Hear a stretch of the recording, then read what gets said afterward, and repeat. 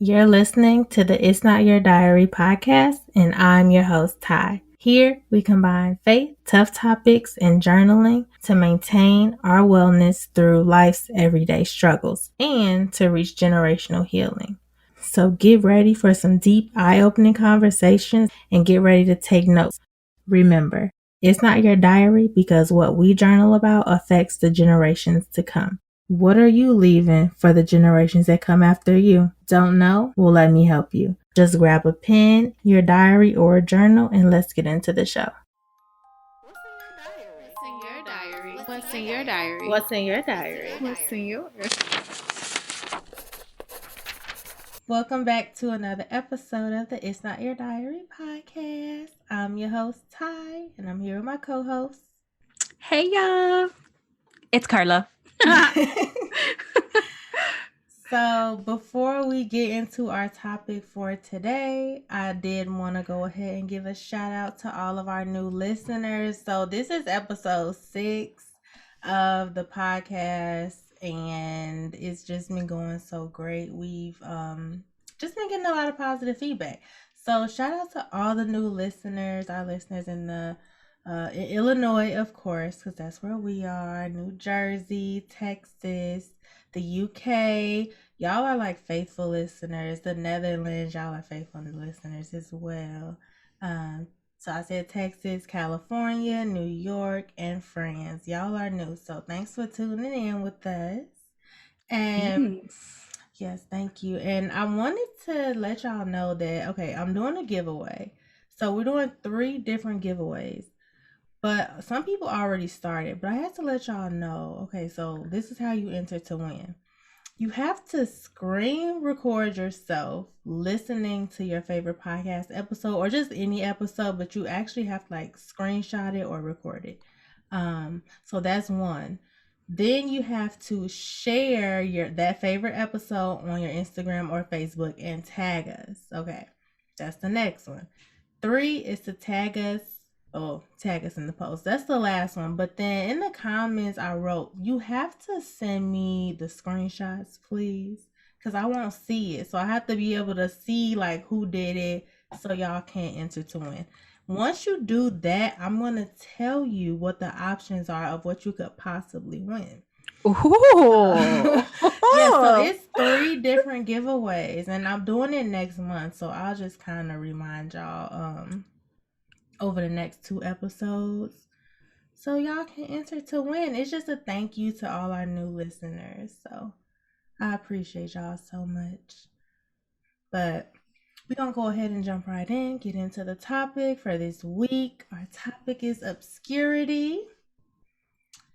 Obscurity. I know.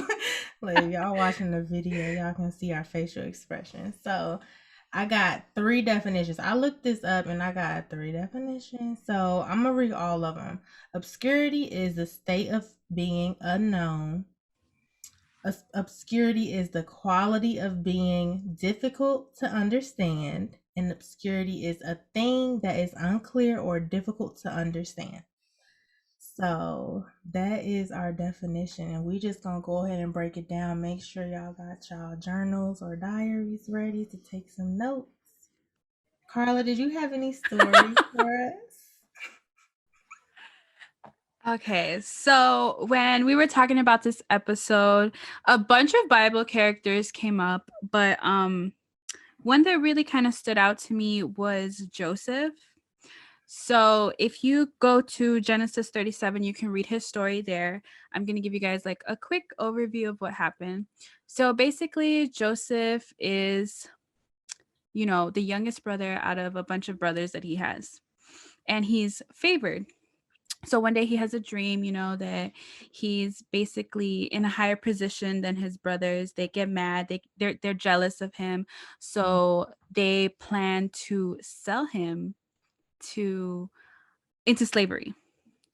So Joseph gets sold into slavery. Like, he doesn't even know why. He doesn't understand why his brothers did that to him. Like, he has no idea why his life is like turning upside down. So he goes to become a slave. Then he's highly favored because God is, if you read the story, God is with him throughout this whole thing. And you keep saying, and the Lord was with him, God was with him. So when he goes to Egypt, he becomes a slave. Um, he's highly favored. He gets into a position with, I believe it's the Pharaoh, and he gets to serve. Then Messy Boots happens.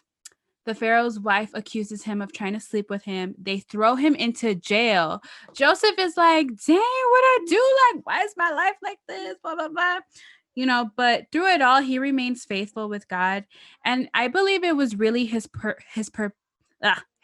perspective Mm. is what kind of helped him through all that messiness.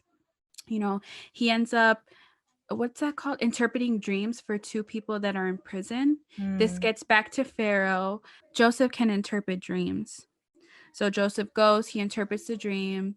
Then once again, he's highly favored. They make him in charge of all this stuff. It turns out that there's this 7 good years that the country's going to have, and 7 bad years of famine. And Joseph does his thing, and he brings prosperity to the country. Then they go into the famine, and his brothers end up coming back. Mm. And he's in that higher position than they are. And they don't know that that's his brother. That's the crazy part. Like, they have no idea. They think they're talking to somebody who's all high and mighty. But this whole story, it just talks about how Joseph never really knows where he's going next. He's constantly on this roller coaster, but God is with him throughout this whole roller coaster, in the Mm. high and in the lows. And in every part of his story, God is showing him and teaching him what he needs for the next move. So, yeah, that's just a quick overview. If you have time, I highly suggest that you go through it. It's very interesting. Yeah. One thing I like about his story, well, hopefully y'all do have time, and I'm gonna put the chapter in the show notes. But one thing that is crazy that his brothers came back and then they didn't even recognize that it was him. Mm-mm. So I think it just shows like sometimes where God is taking us. Okay, first off, what he's taking us through is so important, but then like where he's taking us, people we know might not even recognize that new version or that version of us. Oh, Ty dropping a knowledge bomb. That's good. Yeah, that stood out to me. So we are going to go into 4 different points over this whole episode.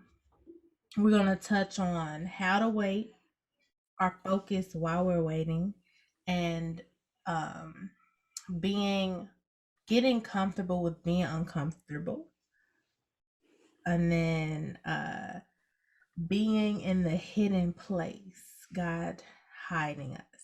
So one thing that I really realized on my own journey now, I always try to share my journey, but your journey might be different. But one thing that I started to realize was that when we're going through obscurity, or when I was going through it, I was thinking like about how I was getting impatient, and I was thinking like, okay, well, what if this continues to happen? Also thinking about, okay, what if I start to feel confused? What if I start to feel uncomfortable?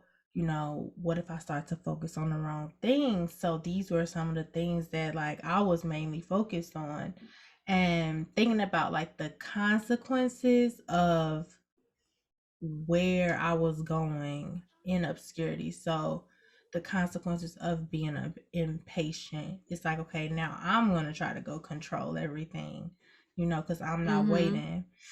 And then thinking that I can do it on my own when clearly I can't. And then the consequences of being confused and not giving up on the things that God might have laid out in front of me, or just what he has planned, like just giving up. Like he might reveal something to me and then I'm just like, seems too big. He revealed something to me this weekend and I was like, okay. And then the consequences was just like being uncomfortable but reverting back to the comfort. It's like this is a consequence. Like, I'm not stepping out in obscurity. I'm consistently going back because I'm doing what I want to do. And like, there's consequences to that. And then also, my focus being in the wrong place, that is unproductive to the like for the purposes that God has for me, and the purpose of the obscurity. Like, what am I learning? And what are your thoughts about the consequences of the decisions that we make while in obscurity? So for me, I notice as like in the culture, the cool thing is to be seen. You know, everybody wants to be known for something. Everybody, oh, I'm starting my new business, I'm doing this and this and that, I'm hustling, I'm grinding. Like, why do we want to be known so much for what we're doing? Mm. I've learned that, like, in obscurity, God is gonna craft you. You know, he's Mm. gonna, in your moments of obscurity is where you're supposed to perfect your craft. Yeah. Like, we don't need to be seen. We don't need validation from other people. You know, Mm. and that's where it could get messy, because if we're sharing too much and then we're seeking that validation from other people, Yeah. other people are not going to give it to us. Maybe some, but most people will not give it to us. And then that's when you start questioning yourself, like, am I supposed to be doing what I'm doing? Is this really meant for me? Is God called me to this? Does God really want me to do this business? And Yeah. then girl, that's how the enemy gets you. Right. You start Right. thinking, you start doubting yourself. And we Mm-hmm. already know God is like, no, you're supposed to be doing this. So why are you questioning something that I told you that you are going to do? Yep. You Exactly. know? And it's like, if he said it, that's it. Right. Period, Pooh. Mm-hmm. So, one thing that I realized about obscurity is that just not knowing, it can just be so uncomfortable to the point where you just are trying to avoid it by any means. It's like, I Yes. think that's the toughest thing. But when I was really thinking about like just preparing and just thinking about like what I have needed, and I know like other people can kind of go along with my journey, but understanding that I had to be patient, or I would miss the lessons that God was trying to teach me in obscurity right Mm-hmm. now in obscurity, because I feel like right now, and I'm gonna go into that a little more, but yeah, just being patient, because if I wasn't patient, I would miss the lessons. Like, not letting, not forcing myself to take over control, but just like being patient when I feel like I need to take control. And then praying for clarity and just trusting that if God Yes. is going to give it to me, he's going to give it to me.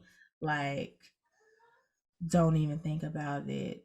Oh, and then the next point was getting comfortable with being uncomfortable and just walking through unclear territory. Now, for me, I feel like this is something that I'm constantly working on, because Mm-hmm. I always know that God is pushing me to be uncomfortable. But I don't know, it's something in like getting comfortable with being uncomfortable that I can't really get with it, Yeah. regardless regardless of like Because what I'm supposed to do. who who wants to be uncomfortable? It's Right. awkward, it's weird, it's, I don't know. It's I applaud you for that, because I know I've seen you. You're always putting yourself in uncomfortable situations, and I'm trying to learn that, and it's so hard, Ty. Like, that's why you're like my hero sometimes, because, and we spoke about it a little bit. I think the last episode Mhm. of us together, like how I'm at work and I just have this really uncomfortable situation, and I've been trying so hard not to run away from it. And I keep asking God in prayer, like, what is it that you're trying to show me? What is it that I cannot see in this moment right now? Right. There's a reason you have me here, and I'm wanting to run away from it, but you have me stuck here for a reason, and I can't see it right now. But Lord, please give me the clarity I need, because it's driving me to the nuts. Yeah. Yeah, you do just want to run away. But then also, like, when you think about it, it's like, okay, what is this supposed to be teaching me, like you said? And then, like, not taking over control, like being Mm-hmm. patient, even though it's uncomfortable. Like, all things, like, all the opposite of what we learn. Yeah. And that's what make it so hard, because it's like, this is so new. Like, we didn't grow up learning to be uncomfortable and like keep trying even when you want to give up. Like, in some aspects I guess we did, but not really. I know I didn't.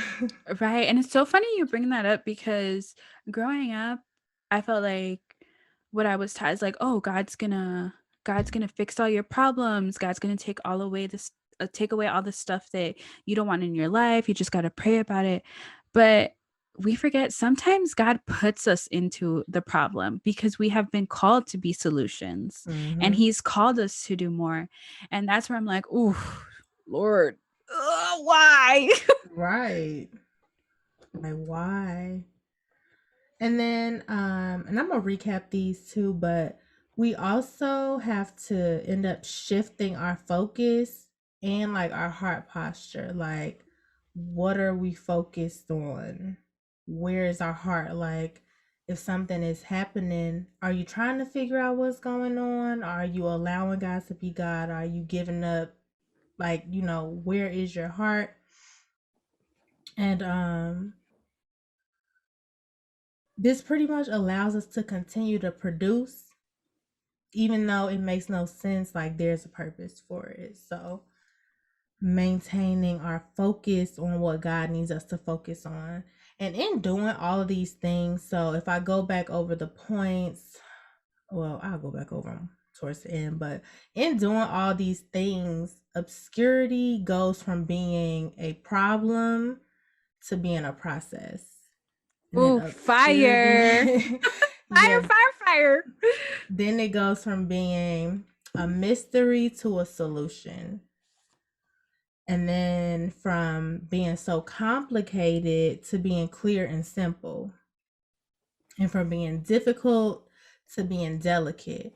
And so when I was like going back over this, I was like, okay, so obscurity is a process to a solution that's clear and simple, but also delicate. But we have to get to a point where we're not looking at it like a problem. Us being patient is a part of the process. Like, it's a mystery we don't understand, it's the unknown, but that is getting us to the solution. So if I'm fasting for something, it's like, okay, you're fasting, but now what if the things that you fasting for, God needs to put you through a process? That process is obscurity. So when I was thinking about it, I'm like, okay, God, like, I understand. I'm praying to be the woman that you need me to be. I'm praying for the obedience, for the discipline. But what if that all takes you going through obscurity? What if that takes the unknown? He might not line up everything the way that we need it to be sometimes. So I was thinking Mm-hmm. about it. I'm like, okay, so this is the process. Like, me learning how to pray consistently is a part of the solution.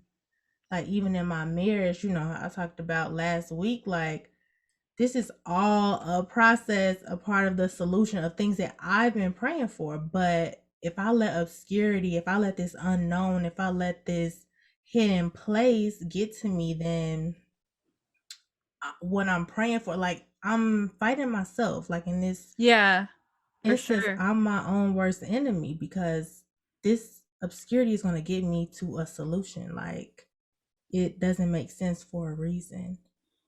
So, and then I also said, so it takes, obscurity goes from being difficult to delicate, which I look at delicate as being the hidden place where Mm-hmm. God has us, where our focus is shifting because He's hiding us, He's protecting us. And for so long, I was saying, like, isolation. Like God had me isolated. And then today I found out from my mentor, she's like, no. She was like, the devil isolates you, but God hides you. And Like, protects you. mm-hmm. Right. And so I was looking at it all wrong. So I had to like come back and be like, no, okay, not isolation, hiding. And it all makes sense now because the process to the solution is clear and simple because I just need to be obedient and doing the things that God needs me to do. And He's just hiding me to do all of that so that He can birth the things that He knows I can be, things that I'm praying for, the things that we need, and finding peace wherever it is that we need or we know that God is trying to do in our lives. Like He's going to take us through obscurity. That's so powerful. And I loved your last episode because I was dealing with the same thing, Ty.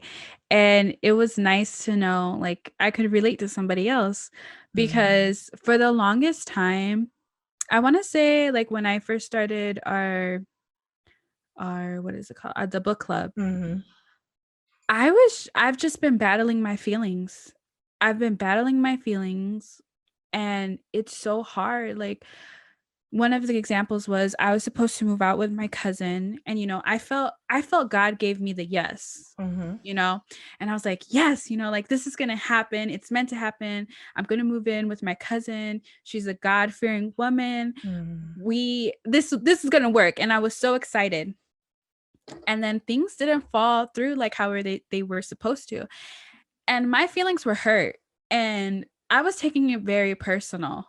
And I turned to God and I was like, during all this, I was seeing people gift stuff to her for her new apartment. And I'm just like, God, like, why are you making me see this? What is the point of this? Like, I'm in my feelings right now. I don't want to be, but you know what? I'm going to pray. I'm going to pray over her. I'm going to pray over her place, her mental health, because, a lot of it had to do with her mental health. And I had to understand, like, it's not about me, Right. And he's like, I need you to pray over her place, just pray over her. And I'm just like, oh God, this is so hard. You're making me see something that I wanted for myself happen for somebody else. But you know what? I'm just going to pray. And then these tests just kept happening back to back to back to where like, I'm just like, why am I feeling like this? Why? I know I'm not supposed to be like this. I know feelings are deceiving. We know that from the Bible, And I'm just like, God, search my heart. God, teach me what I need to learn in order to like move my feelings to the side. Yeah. And what happens?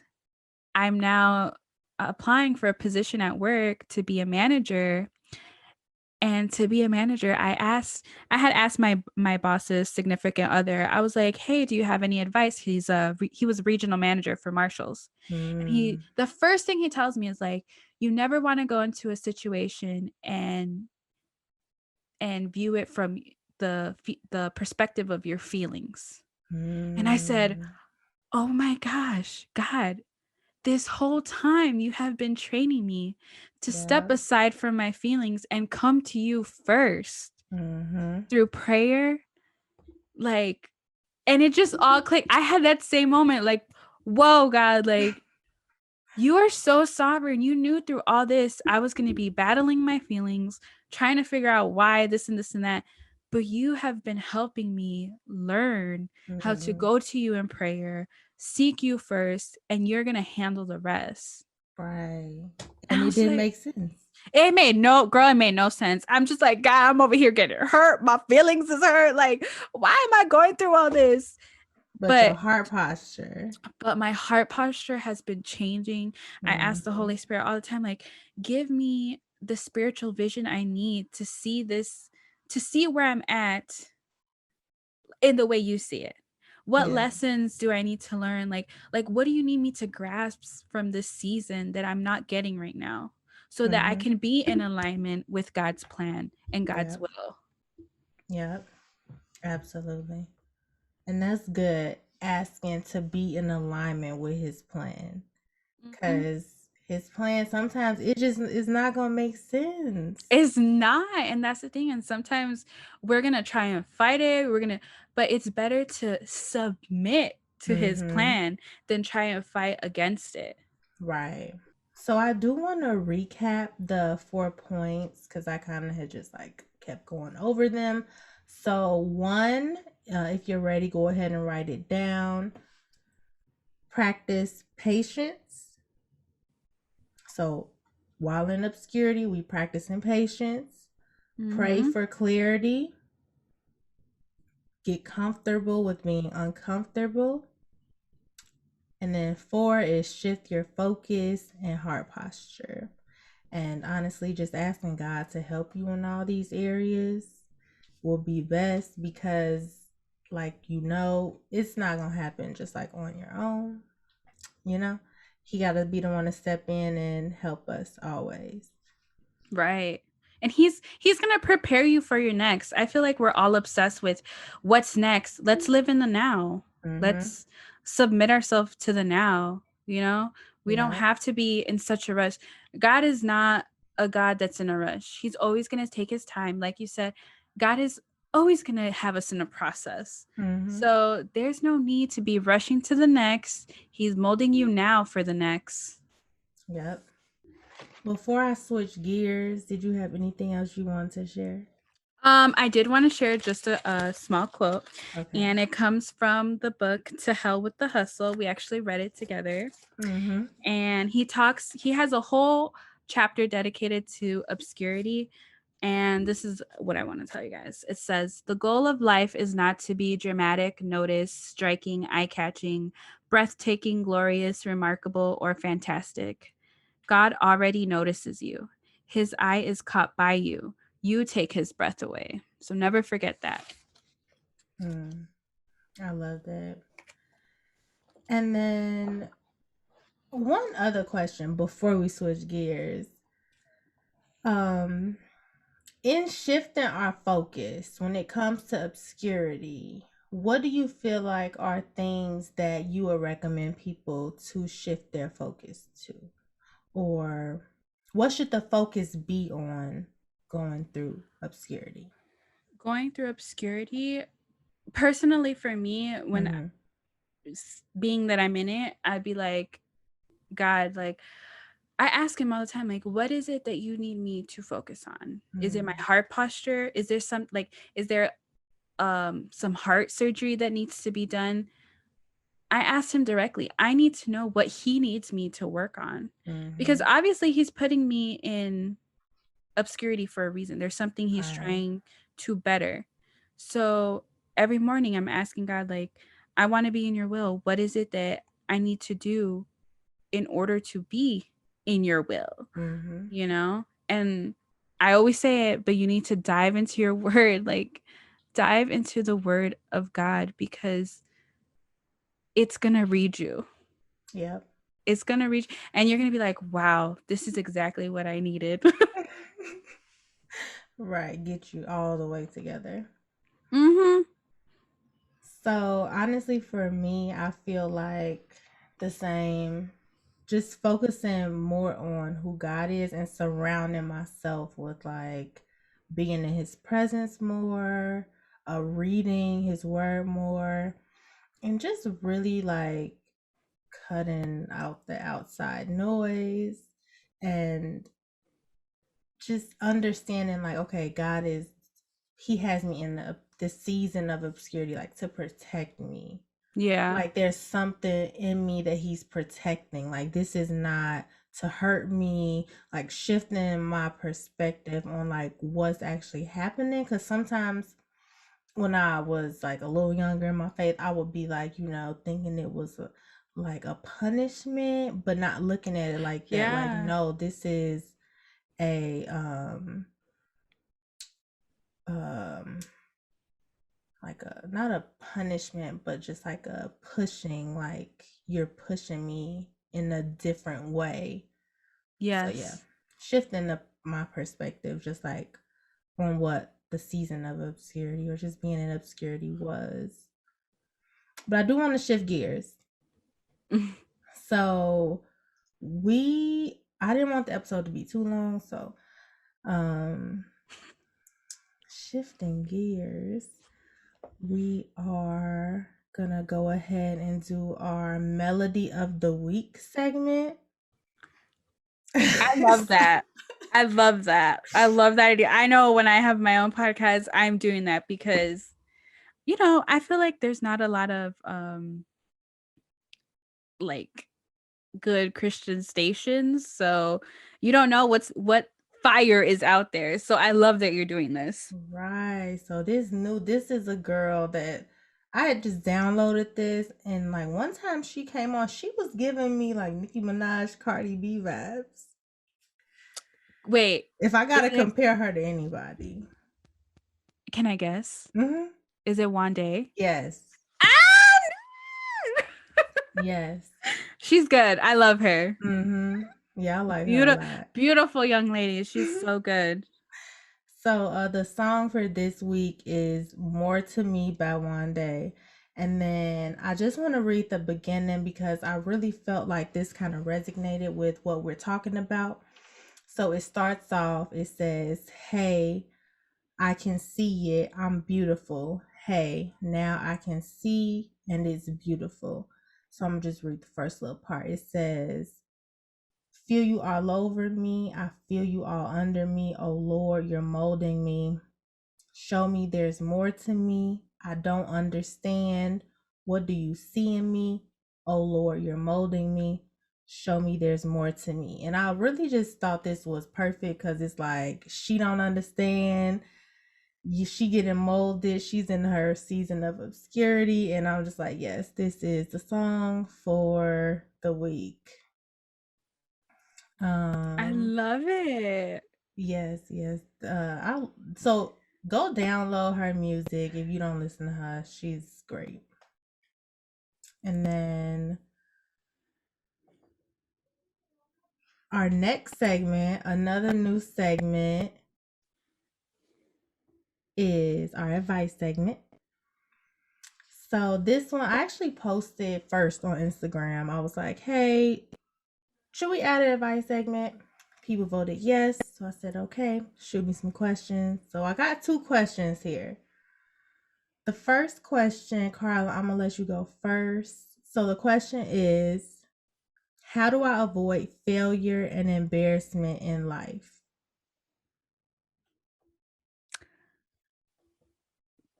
Okay, I'm gonna keep it 1000. You should totally invite failure into your life. I know. Look, so I be going to the gym, right? Mm-hmm. And I for the longest time I was avoiding doing certain exercises because I feel like I'd look goofy. Mm-hmm. But I was talking to my cousin the other day and she's like, dude, we all feel like that. Like, don't even worry. Like, nobody's gonna notice. And I was like, Mm. you know what? You're right. Let me just, if I look goofy, I look goofy. I don't care. And now now I'm just bothering everybody at the gym. I don't care who you are. I'll be like, hey, can you check my form? Am I doing this right? Like, is my squat good? Like, are my bent rows good? I don't care. So you Mm-hmm. know what? Don't be afraid to fail. Because even if we fail, God's gonna use that for our benefit. Exactly. And Exactly. I can't believe I'm saying this and I have trouble like following my own advice. Mm-hmm. Right. It's so much easier to give It's advice so much than easier take it. said than done. Yeah. You know how people be like to their kids, "Do as I say, not as I do." Mhm. Like, yeah, it's a lot easier to give some good advice than to take it, huh? Right, but don't be afraid of failure. Like, Right. own It's a your part of failure. Who life. cares? Like, if you fail, you get up, you do it again, and you do it better. That's it. Mm-hmm. So true.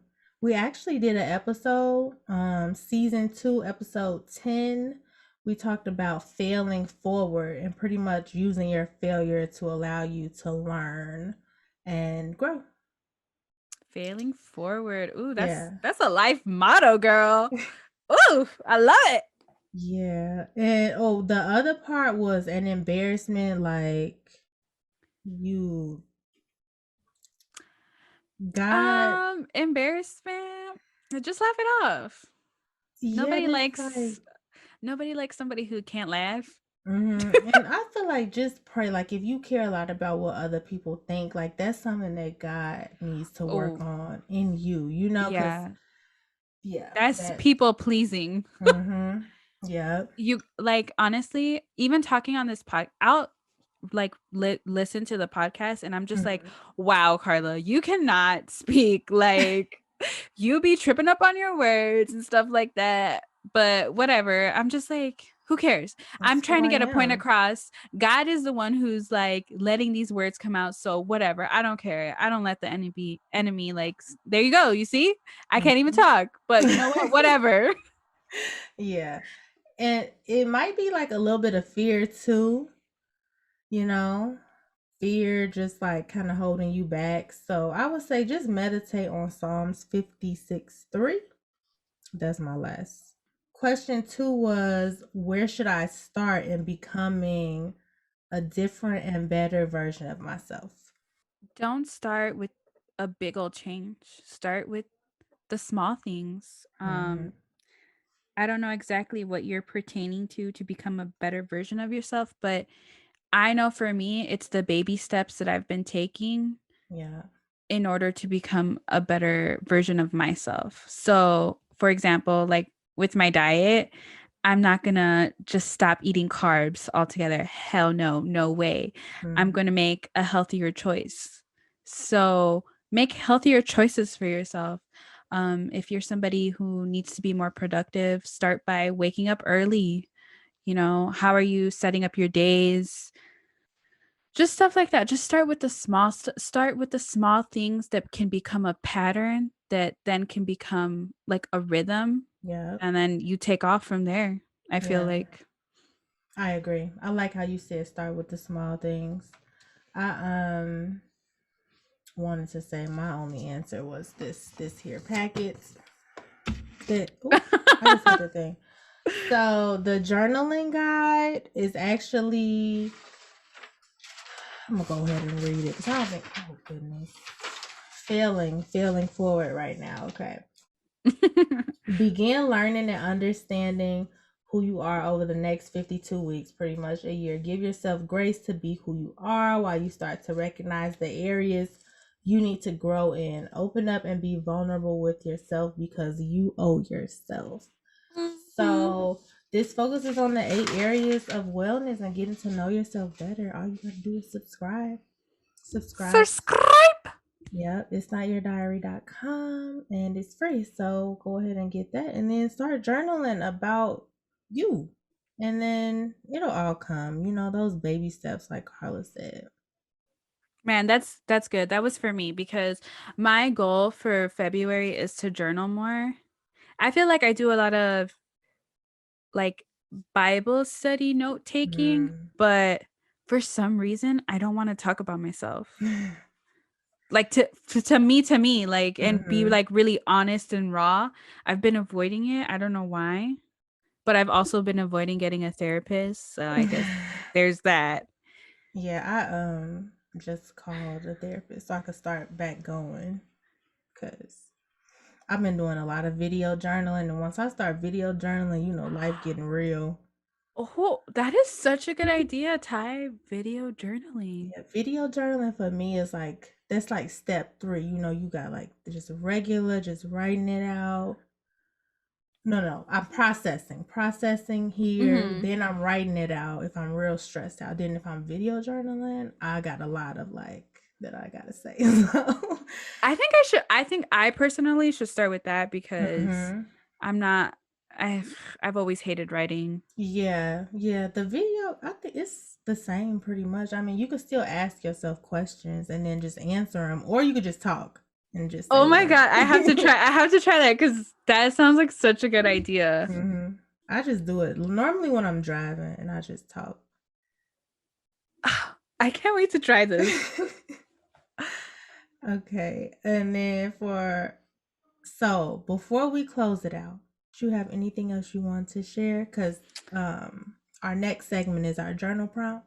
Okay, so just really quickly, a quick overview of obscurity. When we go into obscurity, we find our identity and then we also find out what we were created for. Mm. So That purpose, obscurity. yeah. The purpose for obscurity. Oh, and then just a little thing, because if you're like me and God has called you to do something, I have to constantly remind myself it's about being faithful in the process. That's what God wants to see. Like that's what he's looking at. He's not looking at what it's going to end up like. For Mm. me, I've just been so like worried about how my podcast is going to be, like what's going to happen with it, like where's it going to go? And I've been just focused on the wrong things. Mm. I need to just submit myself to his process.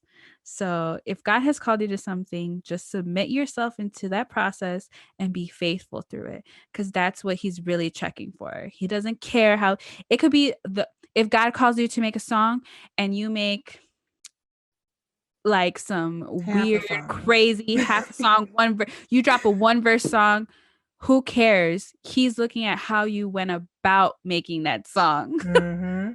Yep, that's good. But that's it. That's all I had. Okay.